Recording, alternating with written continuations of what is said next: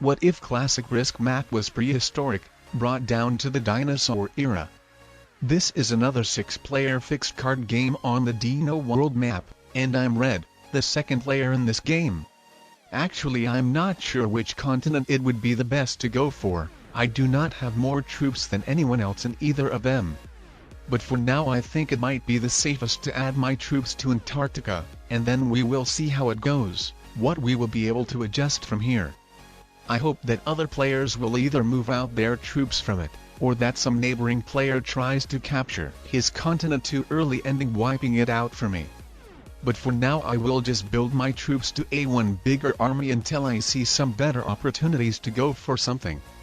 Also, I've just sent the alliance request to everyone. And this is to see which players would be friends, which I do not really have to worry about, and which ones could possibly be enemies, which ones could be possibly problematic for me. So from that alone, what I can already see is that the orange and purple players will be good opponents to have in the game. Then the blue and pink players just ignored my alliance request, meaning that they might be more on a neutral side, but obviously if having enough troops to afford eliminating someone, I will rather go after them over my beloved allies. And then finally the green player was the only person who strictly declined my alliance request, so as of now, not really already knowing what type of players the others are, the biggest priority for me would be to get rid of him.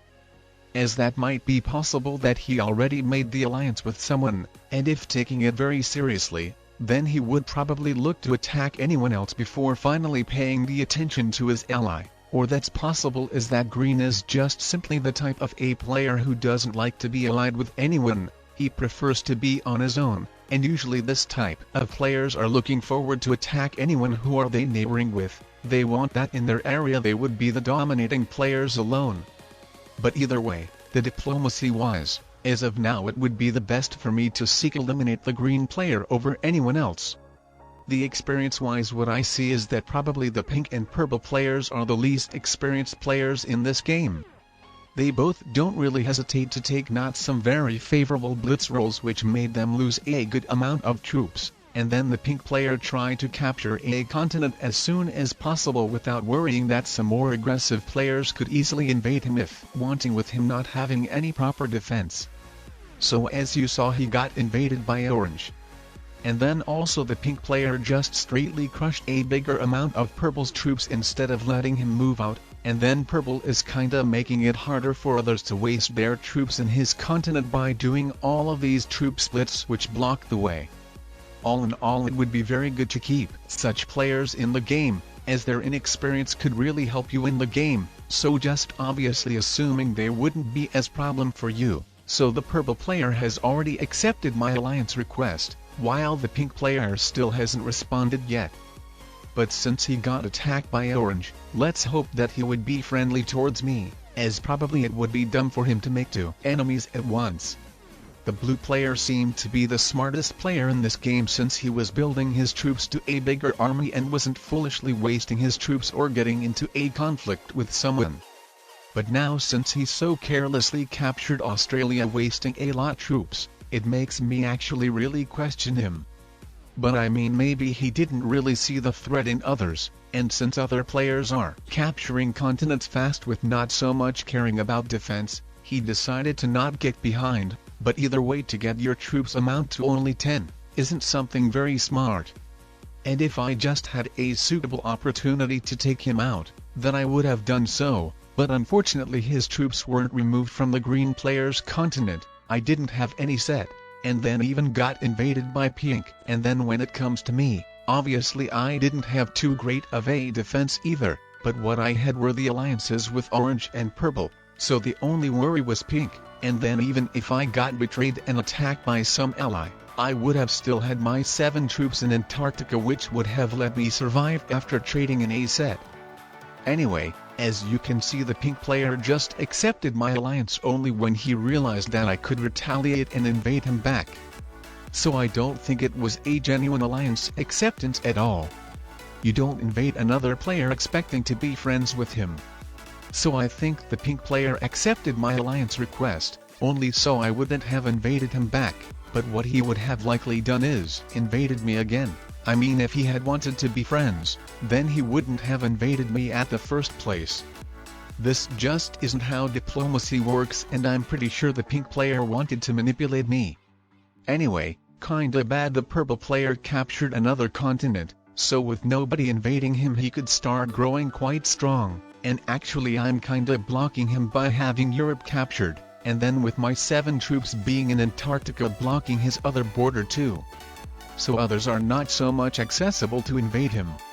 But maybe since I am his ally I shouldn't worry too much, though I would see the potential in him to take me out if he gets quite stronger.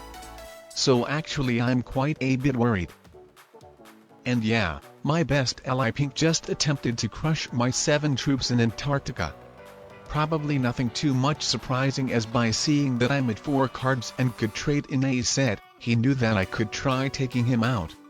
But I mean, he ended up creating such a situation by himself, as I intended to be friendly towards him while he thought it would be a great idea to invade me into my continent when, being barely alive himself, it would have probably been the best idea for him to accept my alliance request in that moment I sent to him. As you would like to have as many allies as possible, while as fewer enemies as possible, but not the other way around. So since the pink player was applying the wrong logic, I'm afraid he had to be eliminated from the game first. Anyway, now my biggest question is whether I should attempt taking the blue player out or not.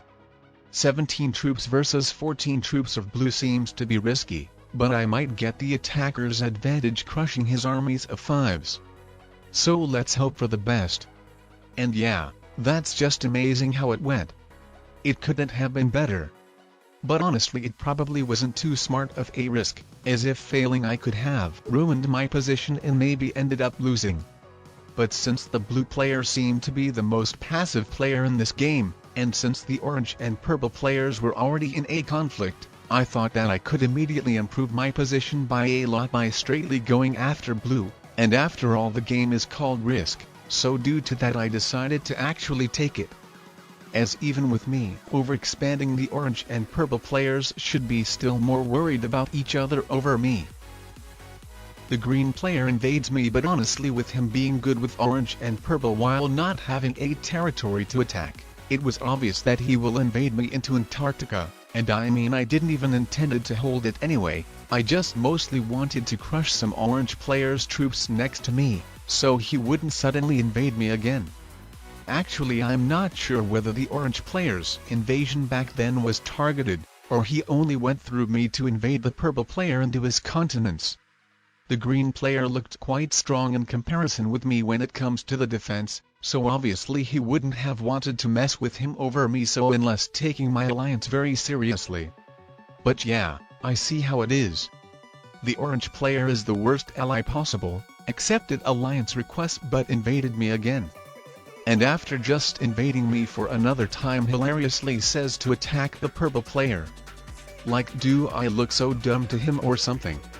I don't think even novice would fall for this trick.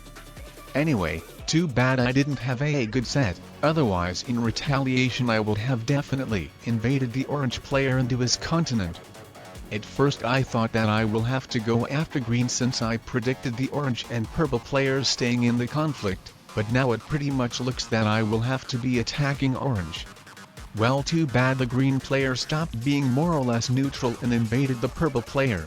The purple player looks quite weak and probably won't be able to retaliate much at all. But at least the green player didn't go after me, as there was a possibility as well.